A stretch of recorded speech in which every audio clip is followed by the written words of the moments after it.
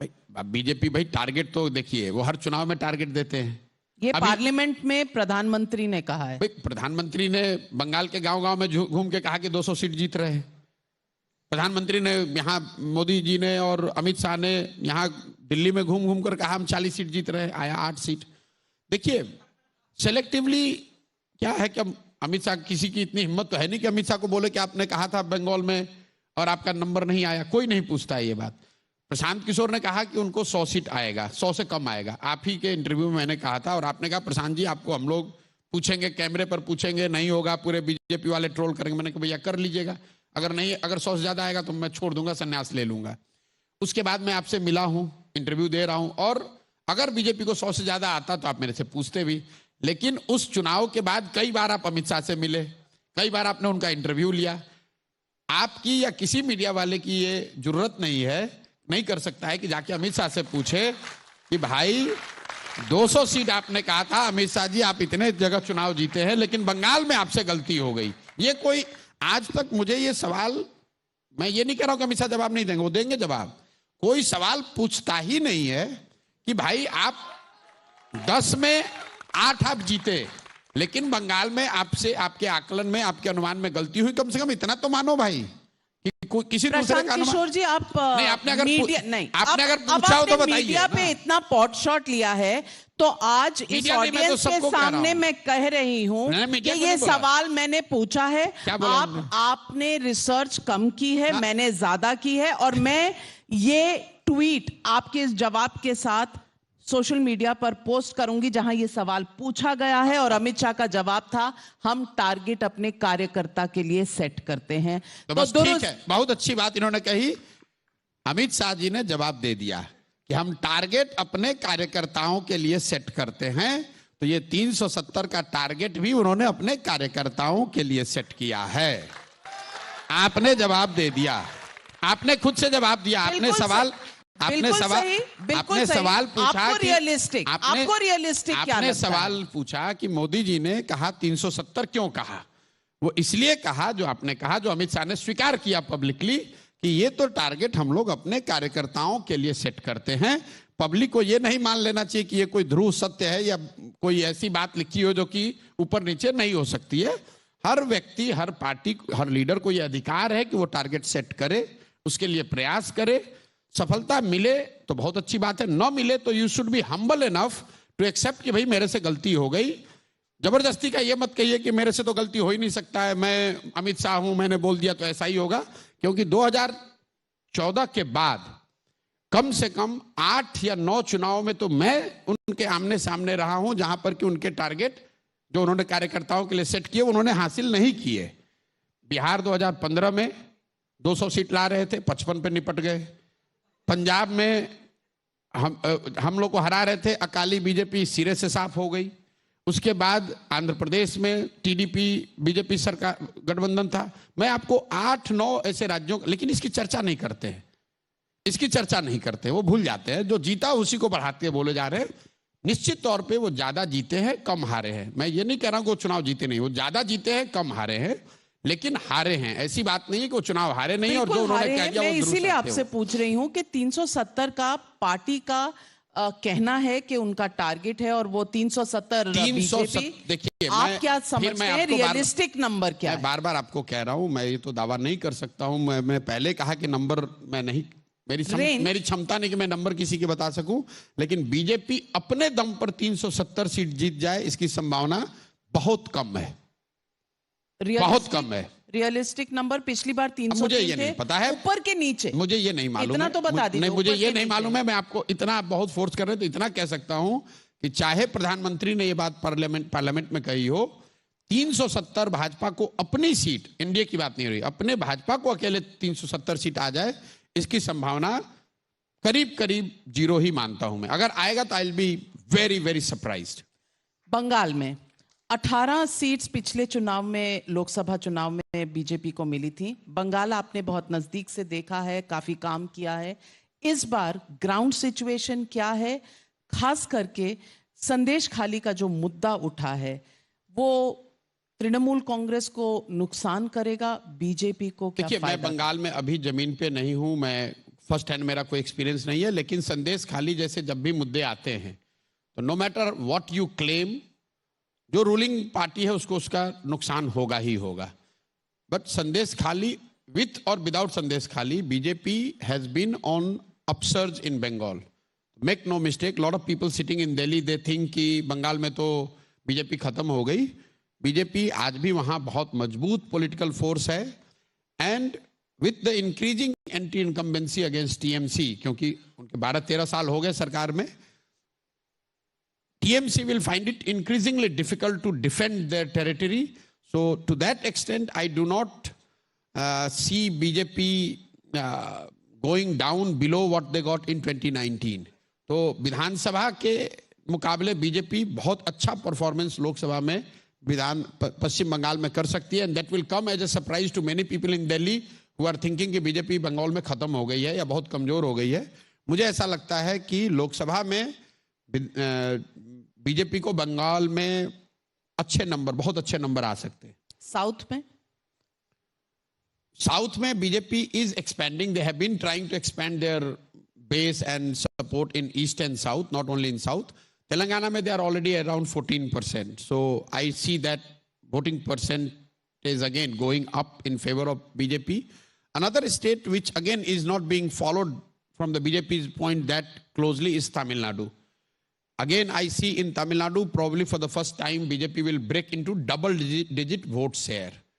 मतलब अगर आप ध्यान से देखें बीजेपी की जो स्ट्रेटजी रही है, जो प्रधानमंत्री का एफर्ट है पिछले 4-5 सालों में, बहुत ज्यादा एफर्ट इन लोगों ने तमिलनाडु में लगाया है, और मुझे लग रहा है कि anything between 8% and above, 8 to 12% के आसपास बीजेपी का वोट शेयर तमिलनाडु में हो सकता है। अगेन सीटें को मैं कुछ नहीं कह सकता हूं, मैं ये जानता हूं कि BJP, it will be a major thing if BJP breaks into double digit vote share in Tamil Nadu, क्योंकि तमिलनाडु बड़ा स्टेट है और वहां बीजेपी को अभी तक बहुत 5% से कम वोट आता रहा है। तो जैसे तेलंगाना में 14% वोट लेकर वो एक मेजर पॉलिटिकल फोर्स के तौर पे बने। देखिए, पार्टियां एक दिन में बनती नहीं, ये तो हेडलाइंस पर मत जाइए। पार्टियों को बनाने में, चुनाव जीतने में 5 साल, 10 साल, 20 साल लगता है। तेलंगाना में now they have reached 14%, in Kerala they are in double digit, Karnataka they will do well, and in Tamil Nadu also I see them breaking into double digit. तो from that point of view BJP to my mind is aware कि they are weak in east and south, and east and south में BJP's performance will become better than what it was last time, starting from Bihar, Bengal, Odisha, Andhra, Telangana, Tamil Nadu or Kerala. And hold me to this statement. In east and south, BJP's cumulative number compared to 2019 in these states, Bihar, I repeat, Bihar, Bengal, Odisha, Telangana, Andhra, Tamil Nadu and Kerala, put together roughly about 220 Lok Sabha seats. In these 220 seats, BJP is going to increase their tally compared to 2019. एक rapid fire, ये rapid fire फंसाने वाला fire, मतलब फंसाने वाला। तो खाली आपको लाइसेंस थोड़ी है कि आप हमें फंसाएंगे। हेडलाइन नहीं मिला तो रैपिड फायर दो, जिसमें वही बोलना है जो इन्होंने मुझे ऑप्शन देने हैं।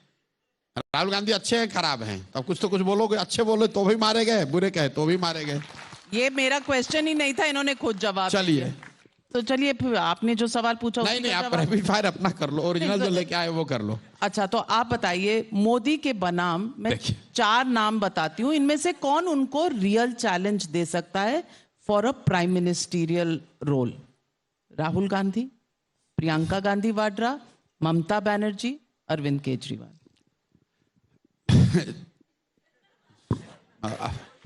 देखिए, जितने ऑब्जेक्टिव क्वेश्चंस इस तरह के बनाए जाते हैं उसमें रहता है नन ऑफ अबव या अदर्स, वो ऑप्शन रख के चलिए। जो आदमी भी 5 साल जमीन पर उतर के मेहनत करने को तैयार हो, वो मोदी जी को बड़ी चुनौती दे सकता है। ये भ्रम मत पालिए आप लोग कि मोदी जी को कोई हरा नहीं सकता है, या ये इतने पॉपुलर हैं कि कोई इनके सामने खड़ा नहीं हो सकता है। मोदी जी को हराया जा सकता है, हराया गया है पिछले 10 वर्ष में, और आगे भी लोग हराएंगे। आज की परिस्थिति में जो प्राइम मिनिस्टर है, जो इतने बड़े पद पे है, इतनी बड़ी बहुमत उनको है, तो ऐसा हमेशा लगता है। लोगों को ऐसा ही लगा होगा कि राजीव गांधी को कोई नहीं हरा सकता जब उनको 400 सांसद थे। भाई साहब, कृष्ण जी तो नहीं उतर के आएंगे ना, इन्हीं में से चुनना पड़ेगा। अभी तो प्रेजेंट यही ऑप्शन। ठीक बात है। मान लीजिए कि यही डिबेट हम लोग 1977 में कर रहे होते तो कोई ज्ञानी आदमी ये बता सकता था कि जेपी 77 साल के कोई एक आदमी है जो कि इंदिरा गांधी को चुनौती दे देंगे। अगर ये डिबेट हम लोग, यही बहस हम लोग 1987 में कर रहे होते तो कोई बता सकता था कि राजीव गांधी के कैबिनेट में एक बीपी सिंह है जो कि राजीव गांधी को हरा देंगे। ये बातें आप रेट्रोस्पेक्ट से बताते हैं कि जेपी ने हरा दिया। नीचे जो फंडामेंटल बात है कि क्या मोदी जी के से ज्यादा लोग सेटिस्फाइड हैं, ज्यादा लोग असंतुष्ट हैं। आज भी असंतुष्टों की संख्या ज्यादा है। अब उन असंतुष्ट या जो उनसे सेटिस्फाइड नहीं है, जो उनसे मेस्मराइज नहीं है, उनको जो भी गैल्वेनाइज कर ले with right narrative, right framework, वो मोदी जी को चुनौती दे सकता है।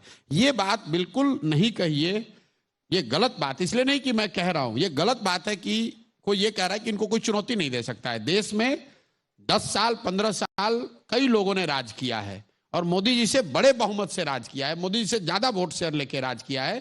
कांग्रेस की जब अपनी तूती बोलती थी तो पूरे देश में 4000 से ज्यादा विधानसभा है। वो जमाना भी मैं आपको बता रहा हूं, 4000 में 2500 से 2700 विधायक कांग्रेस के होते थे। आज भाजपा के बहुत अच्छे जब टाइम होते हैं तो 1600-1700 विधायक होते हैं। और आप लोग ऐसे बता रहे हैं जैसे लग रहा है कि इनसे बड़ा कोई लीडर ना कभी देश में पैदा हुआ ना आगे कोई पैदा होगा। जो सत्ता पर बैठता है वो ऐसा ही लगता है। यही मीडिया, यही कमेंटेटर, यही राजनीतिक विशेषज्ञ 2009 में बता रहे थे कि सोनिया गांधी और राहुल गांधी से बड़ा कोई नेता देश में है नहीं। आज वो बता रहा है कि मोदी, ऐसा है नहीं। सामान्य पब्लिक इस तरीके से नहीं देखती है। मैंने ऐसा सवाल पूछा कहां आपसे? मैंने पूछा आज की डेट में आप बता रहे हैं कि कोई चैलेंज दे सकता है। मैं पूछना चाहती हूं, यहां जितने स्टूडेंट्स बैठे हैं, चैलेंज ऑफ कोर्स दे सकता है, but that is a theoretical answer. The practical answer has to be a realistic answer कि अगले 2 या 3 महीने में जब चुनाव होकर आएंगे तो इन्हीं में से कोई देगा, कोई नया फरिश्ता आएगा। ये सवाल है मेरा। इन्होंने सवाल का जवाब दिया या नहीं दिया, पहले तो ये बता दीजिए। नहीं दिया, अब आप बताइए। आपने ये कहा कि कृष्ण भगवान को आना पड़ेगा, मैं उस पर उल्टा कह रहा हूं कि किसी को ऊपर से आने की जरूरत नहीं है। इस देश में इतने लोग, काबिल लोग हैं। 2024 में ये होता नजर आ रहा है। 24 में शायद न हो पाए, उससे क्या फर्क है? That's my question. I rest my case. Let me ask the next rapid fire question. ऐसा है। अब ये राउंड तो मुझे जीतने दीजिए। Why are you being a bad loser? एक मिनट, एक वनडे मैच आप किसी से हार गए। ये T20 था। नहीं, T20 हार गए, इसका मतलब ये नहीं कि उस टीम को हराया नहीं जा सकता। दोनों में फर्क है। बिल्कुल हराया जा सकता है। आप ये कहिए कि इस मैच में ये आदमी जीत रहा है, ये मत कहिए कि इस टीम को हराया नहीं जा सकता। दोनों में फर्क। बहुत बड़ी बात आप कह रहे हैं कि इनको हराया नहीं जा सकता है। मैंने जो बिल्कुल हराया जा सकता है, बिल्कुल हराया जा सकता है। मेरा सवाल ये था ही नहीं कि मोदी जी को कभी हराया जा सकता है या नहीं। मेरा सवाल था मोदी के बनाम ये 4-5 में से किस में दम है कि मोदी जी को हरा सके। Realistic question from the existing choices. मैं आपको बता रहा हूं, Congress with right leadership can take on Modi any day and put a very formidable challenge. Is that leadership there today? Because you have not chosen Rahul Gandhi. Then says Rahul Gandhi can do it. Rahul Gandhi is not the right leader. मैं ये कह रहा हूं कि Congress with right leadership has the ideological bandwidth, space and support big enough to mount a very formidable challenge to BJP and Modi. Okay, the corollary of this. Does it need a new leader to make this happen? It requires a reincarnation of Congress, a new Congress with a new leadership, a new face, new approach, new narrative. Again, बहुत लंबा सवाल है, इसलिए rapid fire पे वापस आते हैं। लंबे सवाल नहीं, छोटे सवाल। ईवीएम पर भरोसा रखना चाहिए या नहीं रखना चाहिए? अगर भरोसा नहीं है तो उस पर आंदोलन करना चाहिए, ड्राइंग रूम में बैठ के बात नहीं करनी चाहिए। अगर ईवीएम पे देखिए, ईवीएम के सवाल को रैपिड फायर में मत बांधिए।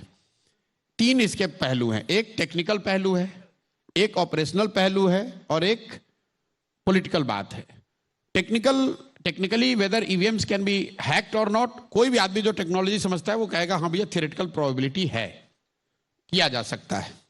Operationally is it possible to do it in 10 lakh booth? Very unlikely. 10 lakh booth में आप ईवीएम हैक कर दो, मैनिपुलेट कर दो, किसी को पता नहीं चलेगा, इसकी संभावना बहुत कम है। और पॉलिटिकली अगर आप समझते हैं कि ईवीएम मैनिपुलेटेड है, then you don't need to go on yatra, you don't need to talk about farmers, you don't need to talk about unemployment, you just need to talk about EVM and you just need to say कि भैया मैं तब तक चुनाव नहीं लड़ूंगा जब तक EVM को नहीं हटाओगे। पूरे देश की पार्टियों को जिनका भी इस पर भरोसा नहीं है उसको कहना चाहिए, क्योंकि आपको मालूम है कि आप मुद्दे कोई भी उठा ले, अगर ईवीएम ही एक्ट है तब तो आपका कोई फायदा मिलेगा नहीं। ये नहीं होना चाहिए कि सुबह में आपने कहा ईवीएम ठीक नहीं है, शाम होते होते आपके पक्ष में रिजल्ट आया तो कह रहे नहीं ठीक ही है, पूरा भरोसा नहीं लेकिन थोड़ा बहुत चलिए, अब काम चल गया। फिर अगले दिन रिजल्ट गड़बड़ हुआ तो कर भाई ईवीएम पूरा ही खराब है।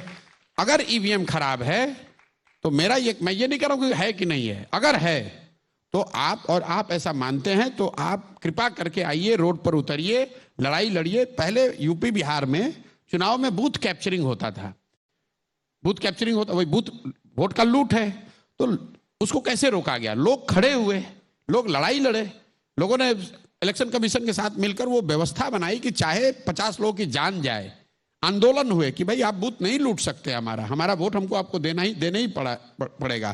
तो अगर ईवीएम पे सिर्फ बैठ के प्रेस कॉन्फ्रेंस करने से या डेमो दिखाने से नहीं होगा, अगर आप मानते हैं कि ईवीएम हैक हो सकता है या हो रहा है तो उस पर जन आंदोलन करने की जरूरत है।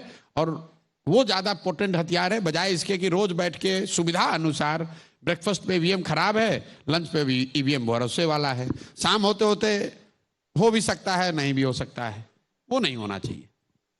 आखिरी सवाल जो आपसे पूछूंगी, 2024 में जो चुनावों का नतीजा होगा वो इंडिया अलायंस के फेवर में होगा, यानी कि वो साथ आकर वोट ना कटे और एक यूनाइटेड ऑपोजिशन मोदी और बीजेपी को चैलेंज कर सके, इस पर कुछ? It's too late for India alliance to do that, उसका कोई फायदा नहीं है। What those who are oppose to BJP, I will say you must not get swayed away with this idea कि अब मोदी जीत गए तो इसके बाद there is no tomorrow. I think whoever are the key stakeholder, they should fight 2024 with all the might they have, but they must equally be determined to fight beyond 2024, both in parliament and on the streets. If you believe that you need to fight BJP or Modi, you should not see 24 election outcome as be all end all. उसके बाद भी देश है, उसके बाद भी democracy है, उसके बाद भी चुनाव होंगे, उसके बाद भी जिंदगी है। बीजेपी करना चाहेगी कि अगर हम जीत रहे हैं तो इसके बाद देयर इज नो टुमारो। ऐसा नहीं है कि अगर कल मोदी जी जीत जाएंगे तो देश की समस्याएं खत्म हो जाएंगी ओवरनाइट। समझ नहीं आ रहा, ऐसा नहीं है। क्या चाह रहे हैं? कहना ये चाह रहे हैं कि डोंट मेक नहीं 2024 अरे ये स्लोगन आएगा तो मोदी, ये स्लोगन लिखने का काम हम लोगों का है, तो मतलब कमाल है। आप ये ना करें, आप स्लोगन और 370 के नारों से चुनाव जीतिए, जनता को डराइए मत। Don't make people surrender. आप मुझे मत कहिए, नहीं मैं जनरल बात कह रहा हूं। And I appeal to people also, don't get scared. This is the tendency on the part of those who are thinking that they are going to win, कि इसके बाद बस अब मेरी ही सरकार, अब इसके बाद मेरा ही मन, मेरा ही वर्ड, वही अब कानून इस देश में है। वो नहीं होना चाहिए और उसके लिए जरूरी है कि लोग इस बात में यकीन रखें कि there is tomorrow after victory, even if it is going to be a BJP victory. That doesn't mean that country doesn't have any, would not have problem. That doesn't mean there will be no opposition. That doesn't mean that we shouldn't raise our voice of dissent if we do not agree with mister Modi just because he is voted in again. BJP ये चाहती है कि सब लोग ये मान लें कि भैया अब कोई डिसेंट नहीं है, कोई प्रॉब्लम नहीं है, नाउ वी गिव अप। तो आप सोच रहे हैं बीजेपी ने ऐसा सोचा है कि अरे रोज कह रहे हैं, अब पार्लियामेंट में खड़े होकर प्राइम मिनिस्टर ने कहा कि भैया अभी से तैयार हो जाओ बड़े निर्णयों के। तो बड़े निर्णय डजंट मीन कि डिसेंट मार दिया जाएगा। आप क्या लेफ्ट ऑफ सेंटर, आपने मोदी का चुनाव लड़ा था, प्लान किया था 2014 में, और आज आप कह रहे हैं। लेकिन हम लोगों ने ये नहीं कहा था कि बड़े निर्णयों के लिए तैयार हो जाओ। मतलब डिमोनेटाइजेशन से बड़ा निर्णय क्या होगा? मतलब ये देखिए ऐसा है, मुझे लगता है आर्टिकल 370 बड़ा निर्णय, गुड बैड मैं आपको बता रहा हूँ। नहीं, गुड और बैड सुनिए, ऐसा गुड और बैड, फिर आप आगे वापस गुड और बैड बोल तो दीजिए, सवाल का जवाब तो स्ट्रेट होना चाहिए। 370 पर बाई लार्ज इस कंट्री में कॉन्सेंसस है उसके फेवर में, तो उससे कोई कंसेंसस कहाँ है? सबने अपोज किया पार्लियामेंट में। किसने बोला? कांग्रेस पार्टी ने कहा हम आएंगे तो वापस वो रिवर्स कर देंगे। जैसे बीजेपी पूरा देश नहीं है, वैसे कांग्रेस भी पूरा देश नहीं है, लेकिन मेजॉरिटी से कानून को पास किया गया है। आप मुझे उसको घेरने की कोशिश मत कीजिए। मैं ये कह रहा हूं कि सिर्फ मोदी जी के ये जो स्टेटमेंट उन्होंने दिया, मेरी समझ से, मैंने एक बार उनका और पीछे इस बात पे विरोध किया था। यूपी में चुनाव हुआ तो कहा कि भाई सेमीफाइनल जीत गए, अब तो 24 खत्म हो गया, उसके बाद कर्नाटक हार गए।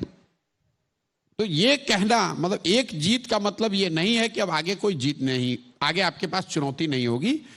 ये मुझे लग रहा है कि इनअप्रोप्रिएट है on the part of prime minister to say कि बी रेडी, ये क्योंकि आप एक तरह से मैसेज भेज रहे हैं अपने समर्थकों को और अपने विरोधियों को, दोनों को। विरोधियों को आप डराने की कोशिश कर रहे हैं, वो नहीं करना